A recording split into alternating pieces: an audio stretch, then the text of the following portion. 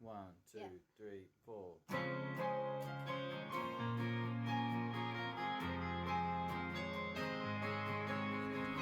Welcome back to another episode of the Immigrants and Exiles series recorded at the Beachcomber Café in St. Kilda. Today we hear about the early adventures of young Arthur in a country schoolyard, about the value of bilinguism in brain development, but also how being cosmopolitan was a barrier and is to being socially acceptable or integratable. Inclusivity was, and still remains, largely elusive in a country like Australia that measures the worth of people by their resemblance to the cultural establishment.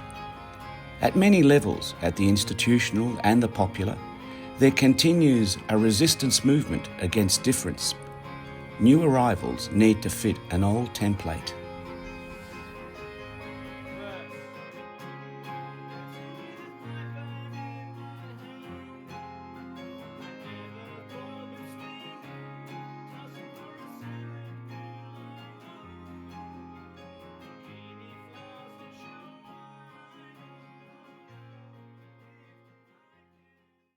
Arthur, tell me, when were you a child?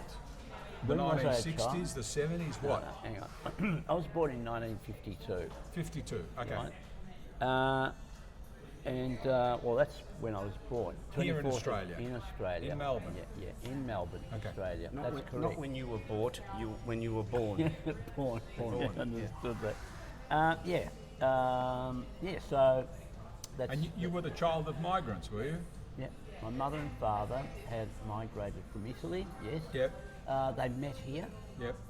Which was the only way they could have met to produce me, because my mother was from an island in the Mediterranean and Yep. my father was from the mainland. Okay. There's no way they would have met in Italy. Yes, So the experience of migration yep. meant that they were able to meet each other. Yeah. So you started school, Walter, you started school in 1958?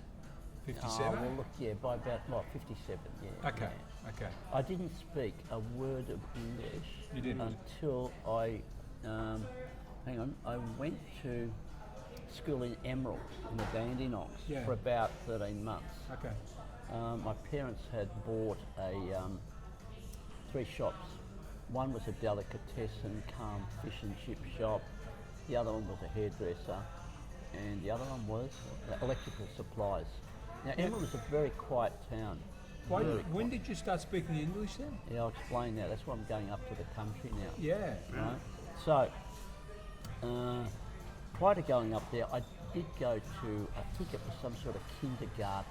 Yeah. I'm not really sure myself, But that was only perhaps one day a week, and I suspect I probably spoke some English there. But in reality, my English was pretty much non-existent. Well, who did you hang out with?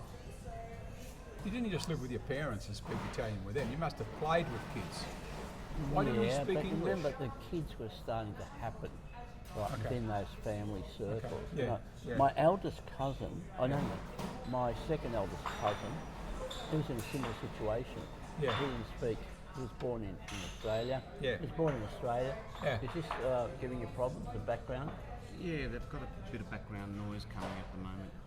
You should have hearing earphones on. Anyway, so I didn't speak English. In Emerald, Okay. I obviously spoke more English than ever. Yeah. And I was about 4.5, going on 5. Well, Okay. maybe more like 5. So, just to give you a bit of context, Yeah. we ran this little fish and chip shop, not delicatessen, it was a general store, okay?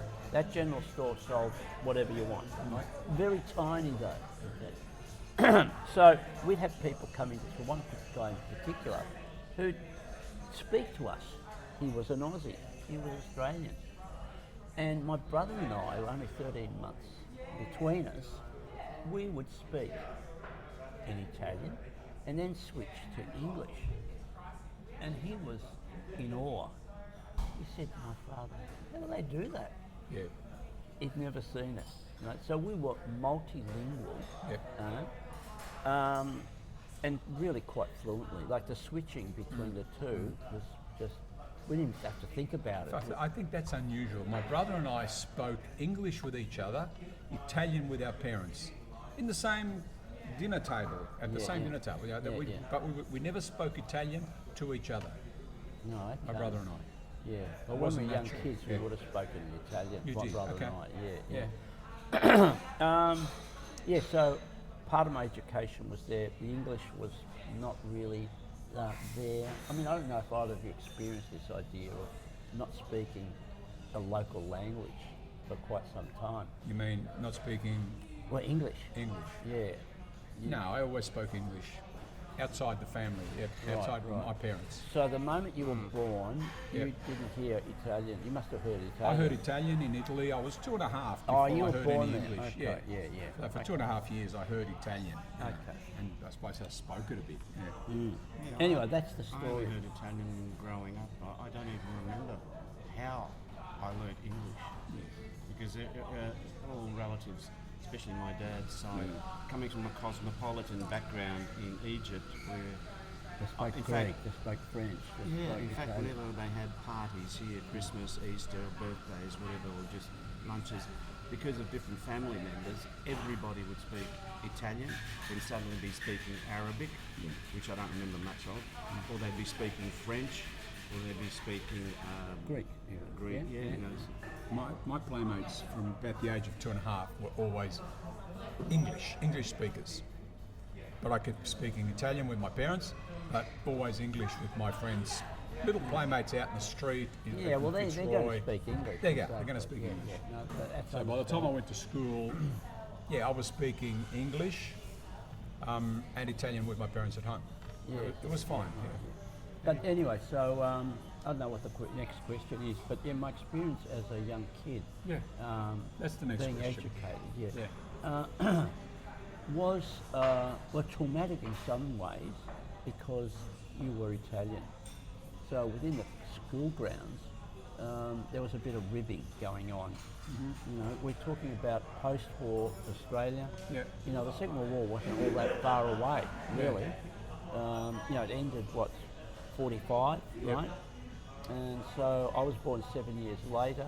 So the cultural effects of war were still well and truly here, given that Australia had been at war. Yep. Okay. And in particular with, or against, I should say, the Italians, Yeah. you know, under Mussolini. And so, you know, you always had to put up with the gags about the Italian army having five gears. Yeah. Yeah. 4 reverse and 1 forward. Yeah. Yeah. And as a kid, I had no way to analyse. Like, going back to what we said before, you don't have access to information. And I didn't No. go back to Dad and go, listen, what are they talking about? I didn't do that. And had I had the wherewithal, I'd say, I'll find a book on this. But, you know, you're only 5 and you're growing up, right? So you don't do that. Yep. So you had to wear the stigma of the Italians being seen as a lesser people because of that. I experienced that joke when I must have come back from Italy. I was seriously ill twice in what would be middle school years and convalesced in Italy and America. Anyway, I did years 11 and 12 here. And like you, I was doing math sciences. And I remember my physics teacher, Brother McKenna, I don't mind saying it, at St. Kevin's College, who was the principal of the school. When quite a lot of us decided we wouldn't go on a second retreat after we'd experienced the first one. So we had to do extra work at school when the others were on retreat meditating about what it meant to be a young Christian gentleman. He told this joke during physics, and it was about the Italians in the war. And he said, started off with, how many gears does an Italian tank have? 5. 4 for reverse and 1 forward. I just wanted to shrink. I wanted to hide. Yeah, well, that's the sort of effect it has, It's just isn't it? humiliating. Yeah, it is humiliating. And this is a guy who then left the brotherhood and got married and had children. You know, what kind of values? I don't know. I mean, if I'd been smarter at the time, I would have said, yeah, well, why don't you just change the tank around and the front becomes a rear? That's right. I don't know. I just. But yeah, I look, was just thinking, did you experience racism, anything more brutal than ribbing? no, physical, no. I had no physical altercation with kids. Although, there's always a jostling. There's always a jostling of some sort. Kids are playing football. I wasn't into football. That also puts you behind the 8 ball, right? Yep. Cricket, I had an interest in cricket, but I wasn't fully on. Because you like the whites, the shirt and the white slacks and the white shoes. That's And right. the girls would look at that and say, "Oh, They look like sailors. yes, say that." Yeah, but generally, the experience of being at primary school, let's say we'll start off with primary school, wasn't that thrilling. In fact, once I was kicked out of school. Once.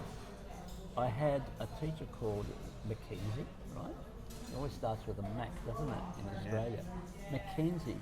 She turfed me out of her classroom because she said I whistled. Right? Now, you might recall, you've got the desks, where you sit up with the inkwell and all that sort of.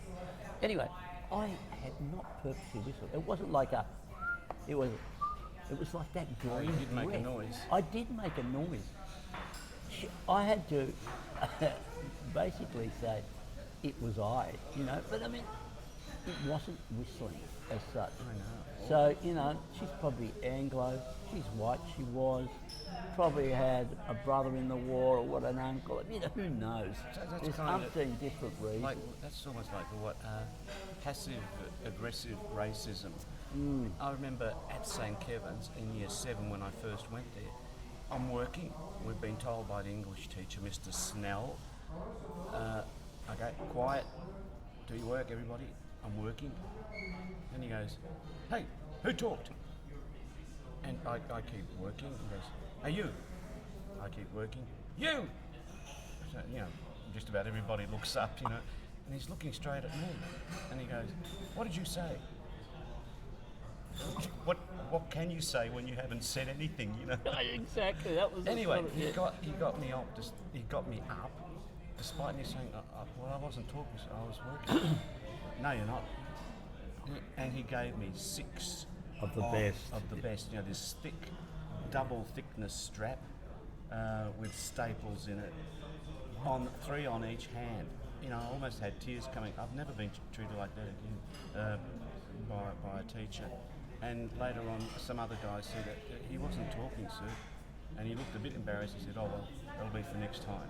what a bastard! Really? What a bastard! Yeah, I know. Yeah. I mean, I was strapped about maybe 3 times in the whole time I was at school. But why? I mean, no idea. Another incident. When I came back from Italy one time, again, we were just during a maths class, some Aussie teacher, who was quite a pleasant guy. He asks for the answer to a question, nobody's answering, he goes, "Okay, Rocky, what's the answer?" Rocky was you. Of course. Little known to me at What the else? time. Yeah, and I was What kind else of is looking at little the book Italian thinking, kid? I'm not going to know the answer. I'm not going to talk. Goes, "Rocky, come on." Rocky. So, again, You're looking just around. everybody looks up and he's looking at me and he goes, "Come on, Rocky, what's the answer? I'm not Rocky, sir." "Oh, It must okay, be well, the what's kid. the answer?" Look, I got to tell Why you. would you call me a Rocky? That's pretty. I don't know. I know. I got to tell you 2 things Yeah. about army tanks Yeah. and one about names. In my book, okay, I'm talking about my book a lot.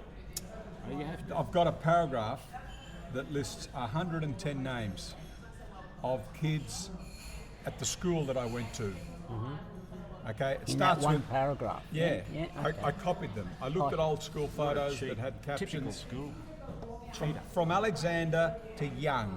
Okay, this is when I started noticing that people had different names and that we were categorised by our names, because I become aware of the problem that my name caused. Okay, so I became very conscious of that. People don't say much about names in Australia, but names are very important, I think. The other thing was a story my grandfather used to tell me about being in the army. He refused to do military service because he did not want to serve under Mussolini. Okay, Mussolini's a fascist. Yeah. My grandfather was a communist. He's not going to go and do military service. Yeah. No way. Was he going to drive, let alone drive an army tank? Yeah. And the other thing that became obvious from talking to my grandfather was that he didn't want to go to the war, and he didn't. he got a job as a security guard in a factory that built military aircraft. So as a security guard, that was considered, he could be exempted from military service. He wanted to stay home to look after his elderly parents and his aunt. Okay, he didn't want to leave them alone and go off to the war and get sent to the Russian front and have some toes amputated or something, you know. He thought this was honourable behaviour. Now I suspect, this is kind of behaviour maybe that in Australia might have led to accusations of cowardice or something like that, but he thought he was being honourable, okay, by looking after his parents. And Second World War, he would have been too old. So that wasn't an issue. Now let me think. No, it was Second World War. He wasn't going to go and leave his children. He had a 9-year-old daughter when the war finished, so she was a little girl. He wasn't going to leave her, wasn't going to leave his parents, you know. So it's a different cultural thing, isn't it? You're either a coward, you drive your army tank in reverse, or you stay home, you work, you do the usual thing that you've always done, and you look after your family, and you don't serve a fascist leader of the country, you know. Mind you, being a communist in a fascist country doesn't lead you to have a good life. No. Some of people are terminated, as they say. That's right, you know, that's so, right. no. Yeah, but look, it was from Tuscany. Yeah. Tuscany's red. Oh, yeah, it always has been. Even what is it? Emilia Romagna. Emilia Romagna. You know, They're famously red. Famously red. Yeah. So it wasn't a problem. But Well, I heard that Partigiani, joke. You know, yeah, exactly. Yeah, I mean, the about that. Partigiani were definitely working hard in those areas. Yes. In fact, the Germans killed off even entire villages because they accused them of supporting partisans. Sure. Anyway, they were massacred. And now a musical interlude. The excerpt you'll hear today is from a song titled Why Bother, written by Walter Musolino and Davide Musolino. The whole song can be heard at the end of today's podcast. Enjoy.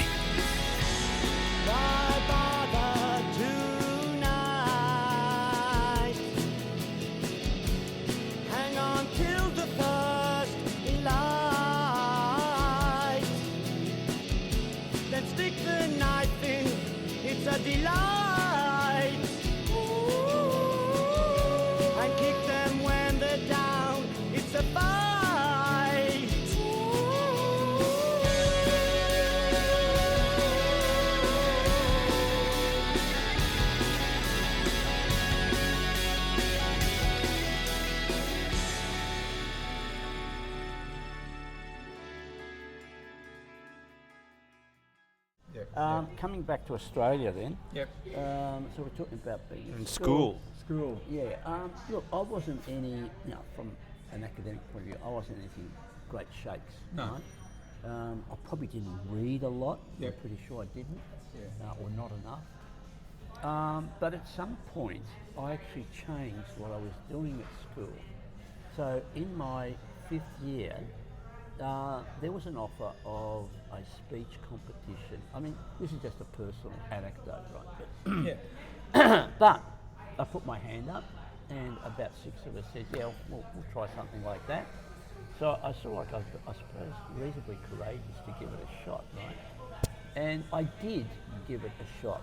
And in fact, I wrote a piece, and I presented it, right? And I won this competition. You won it. Run by Rotary, right?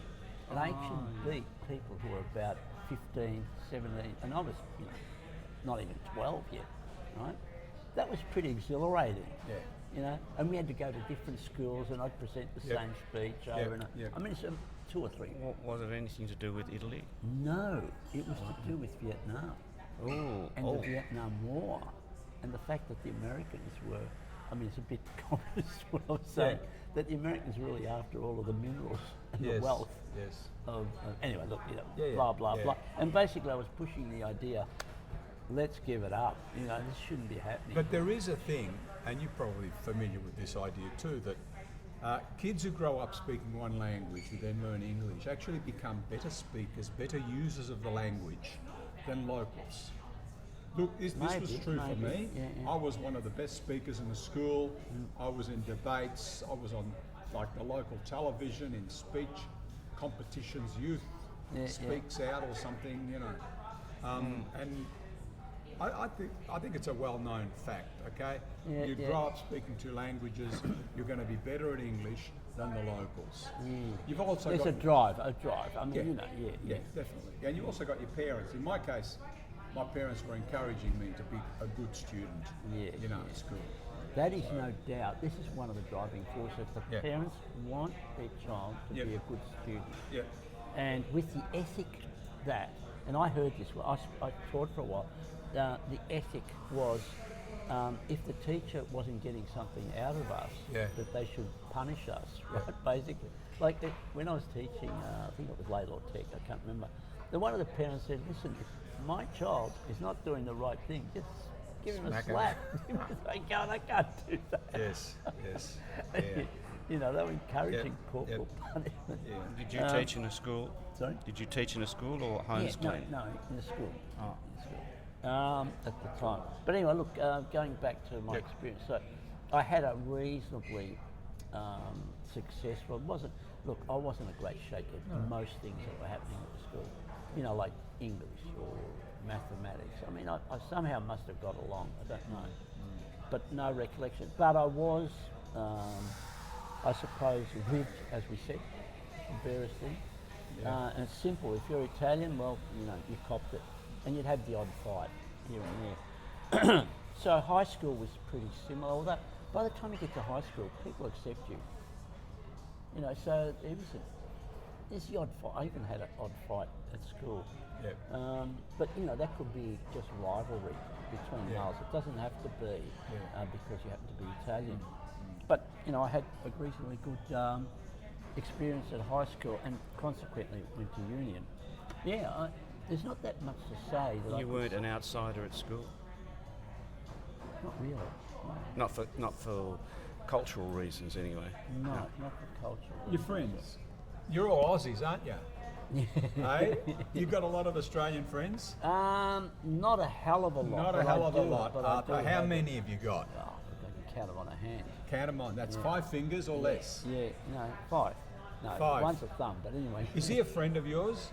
I reckon he is. Count him? Yeah, So I he's do. non-Australian anymore, like him? Well, maybe you now. Mate, you never know.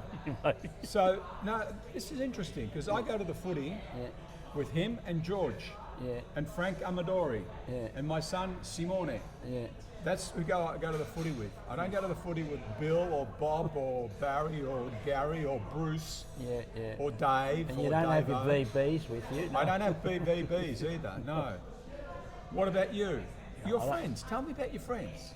Who would you, and do you have, I'm sure you probably met them, do you have many people who come to that Arthur and his wife have this great Christmas party each year, and probably 100 people turn up? Yeah, but approximately. It can be less. But But is there anybody who's purely, what we call Look, Aussie? interestingly enough, there's one guy there. There's one guy who's an Aussie out of 100. No. I'm sorry, one. It's an expression, right? Yeah. He actually is, although he's Aussie, right? He actually has Italian origins, believe it or not. They go back to the 1800s, right? Yes. He's not the poet that I met recently, is he? No, who's the poet? Oh, he was grey hair. He was talking to me about poetry that he's had published, but he doesn't get recognised for it.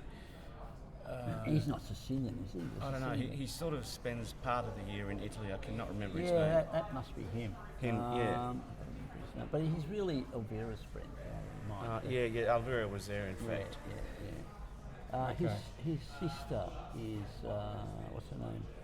God, they're good friends. Anyway, blah, blah, blah. Okay, blah, so blah. Australians. You don't have any Australian friends, Arthur? I have. But I mean, you know, you've got to remember who they are. You don't. You know, I do. You I do. But You've when got you to say remember who they are. friend is someone you can share That's right. ideas. And do you? Yeah. You have Australians you not, share? Not that, no. Because they lack something in their They background, do. don't I'll they? explain what that is, right? Which is? Unspoken language, right? Yes. You don't have to speak or say anything I- to someone who's had the same experience. I feel that with him, Yeah, okay, yeah. Walter. Yeah, I feel it a bit with you. I don't know you very well, but I can feel it a bit with you. I feel it with my footy friend George, who's Greek. Yeah, I was going to say that George. to be Greek. Okay, I mean he's Greek, and yet, you know, There is but an there's a empathy connection. or so, a You know, connection. his parents were from over there. Yeah, yeah. You know, he came. No, he was born in Shepparton.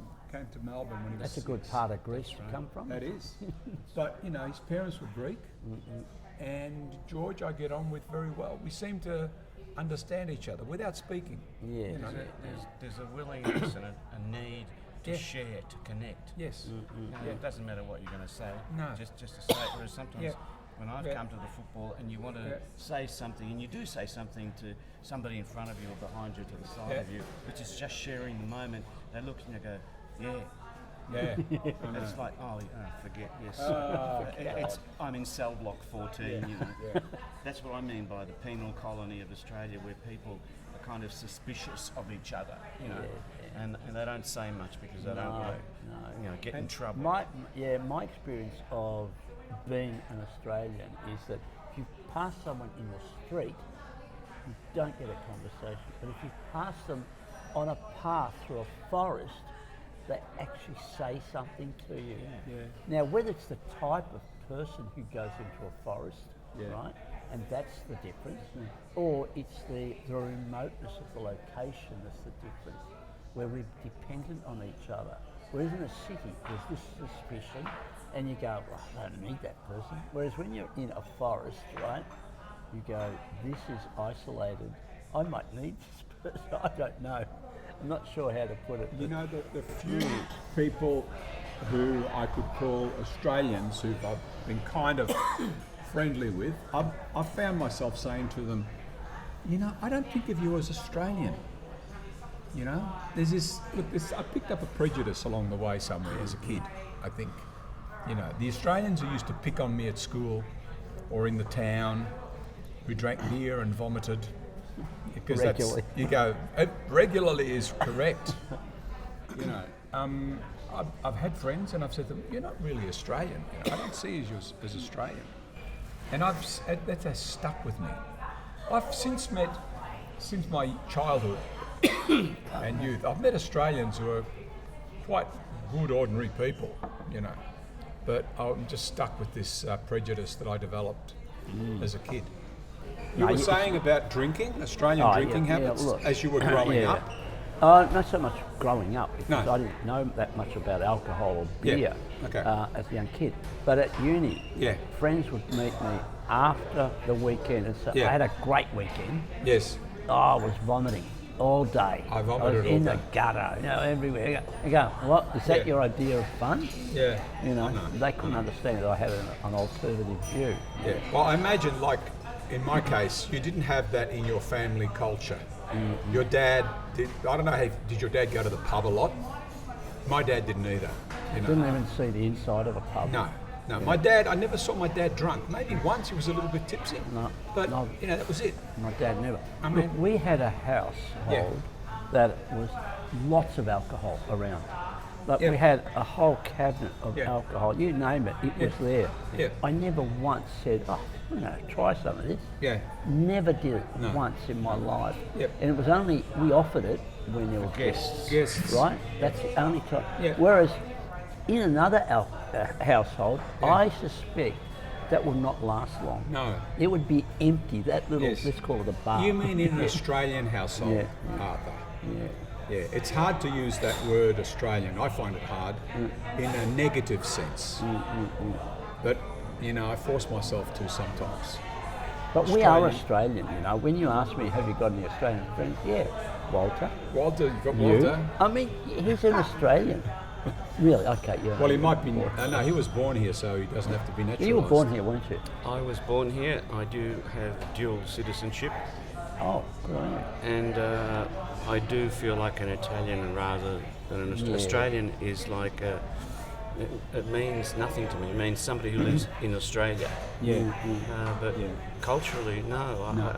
I had one friend, Donald Oliver, that I was reasonably close with because we both enjoyed English. But he then hung out with other guys that, even though I tried to hang out with them, I didn't seem to have anything to say about whatever they were talking about. And you still don't, Walter? No, I don't. I mean, even when I meet Australian people in other settings, I find that it's very limited what I can talk about and how far I can go in talking about it. You have to construct a conversation somehow. Yeah, I don't know. I'm not condemning anybody. No. It's probably my problem. Of course it is. But I don't know where to go. Yep. I think there's an emotional disconnect. Yep. Mind you could have that emotional disconnect even with some Italians, let's face it, right, who have nothing that they can actually share with you. And that's possible. Yeah, but that I've found that will emerge in talking to them as well. Yeah, that's like right. I won't mention I'm having a little bit of difficulty with somebody who's a musician, and telling him what the problems are, and why aren't we playing together? Because when we did, you were doing that which you shouldn't be doing. And ma perché? Ma come sarebbe? Perché io non sono libero? And you go, oh my God, here we go. You can have an argument. Whereas it feels like if you have an argument in an Australian context, it's going to lead to a fight, or perhaps people resenting, and then you can't go anywhere. Arthur, can I ask you one final question? A final one, seriously. Shall we go for a final one? Final one, yep. I Okay. did want to say something else, but anyway. No, well, you say it. Yeah, okay, just on the score of Australian, not Australian, Italian, whatnot. Okay, I have two musician friends of mine, amongst other than you. Yep. And one of whom is, I suppose, he's probably what the preeminent sort of place to come from if you're a musician, and that's Viggiano. Viggiano, scusa. And they were renowned throughout the world as the minstrels who would go and play all over Europe, all over the Americas, etc. But anyway, so Tony, I'll use his name, trained as a bass player, fantastic bass player, classical, and also he plays in bands and whatnot. But Tony always would say to me, and for some correct reason, he would say, music is only in Italy, right? When I go to Italy, I know that I can experience music. So, but he was born here. Whereas another friend of mine, Damien, who, coincidentally, his parents, or certainly his father, came from the islands, right, that my mother comes from. That's Damien. He's down to earth. He's a classical guitarist. He now teaches music, blah, blah. But he is outside of being Italian, right? But although he feels the culture, he understands the culture. But he's very Aussie, right? But a great guy. Yeah. So, there's two in that sphere of music, right? Yeah. But, to say that, you don't get along with Aussies or whatever, I mean, we're all Aussies, we're all Australians. It's just that each one of us is slightly different. There's nothing wrong with that. No. That's the nature of being a human being, I suppose. I mean, okay, so... What's the final question? No, look, it's not really a question, it's more a statement. It seems to be, I mean, we've been talking about it, all three of us. It's a mysterious thing. Being an Australian is a mysterious thing, to me anyway. It's kind of become hard to describe or to define what an Australian is. Unless you use the word Aussie a fair bit. Yeah. Okay. Are we thinking? Who was the guy who used to paint the Sydney Harbour Bridge? Crocodile Dundee. Yeah. Is that an Aussie? Oh yeah. Is that an Aussie? Yeah. Is that the only kind of Aussie there is? Only in a sort of stereotypical way, in a caricature sense. Yes. So are all Aussies caricatures, Arthur? No, if everyone is a caricature, then how can you define a caricature when one of them turns up? God. That's a philosophical trap. Yes. Look, I don't know. There are what you call real Aussies, right? Yeah. And if you might find them out in the country, and they're the In people. the country? Yeah, out in the bush. In the where, bush? Yeah, Now those people have lived lives that are different to any other Aussie in the city. Yeah. And so they have a different attitude to the world. And you know, that's a valid, everyone has a valid Aussiness Yes. about them. Yeah, and there are those Australian, in inverted commas, Australian communities out in the country that have been really accepting of migrants. Absolutely. You know, You're and they say, absolutely right. the Afghanis Afghanis have been fantastic in Shepparton. in our community, Yeah, you know, yeah, up in yeah. Queensland as well. You know, So, and you our know. governments, or in particular our opposition government, or government, I shouldn't say government, the opposition tries to define difference and says, oh, we can't have that, we can't have them. Whereas the general Australian populace is actually smarter than that, and they can accept the difference. Like you said, out in the But they're still Shepparton. susceptible to being exploited. Yeah, their yeah, fear, yeah. their- Exploitation. They will try to exploit the fear of the other, of people who are different. Yeah, yeah, that kind you're of absolutely right. I mean, No, I just wanted to say one more thing. Okay, Go. just going back to how Australian you are really, right? I was born 24th of June 1952. yeah. My father-in-law arrived here from Sicily on the 12th of June 1952. And I like to stir him and I say, you're actually more Australian than I And am. me, yeah, By 12 days. yes, Anyway, that's just Yeah. a bit of a gag. yes. Well, we'll end here. We will. And Thank you for listening, everybody. bye. See you next time. Ciao. We'll hear you, or you'll hear us.